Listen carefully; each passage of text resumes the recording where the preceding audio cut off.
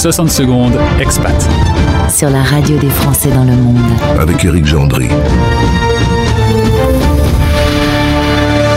Bonjour à tous, petite devinette. Outre le fait que tous sont des sportifs français de haut niveau, quel est le point commun entre le nageur Léon Marchand, la sprinteuse Chana Grebo, la joueuse de golf Céline Boutier ou le tennisman Arthur Rinderknecht?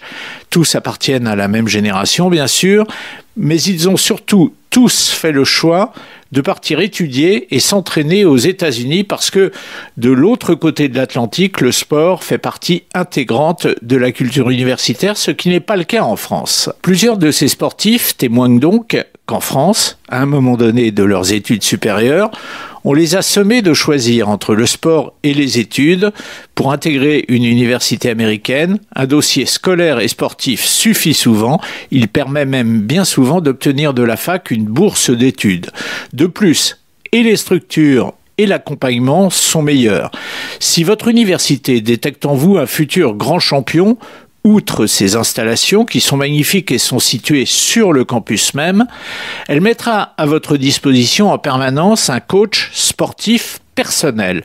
Léon Marchand, champion du monde du 200 et 400 mètres 4 nages, est aujourd'hui suivi au quotidien par l'ancien coach de Michael Phelps, un des plus grands champions de l'histoire de la natation.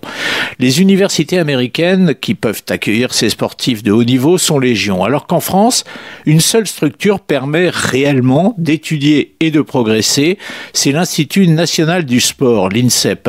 Mais seuls ceux validés par le ministère comme sportifs de haut niveau peuvent intégrer l'INSEP. Partout ailleurs, le scolaire prime sur le sportif, l'exact contraire de ce qui se passe dans les universités américaines.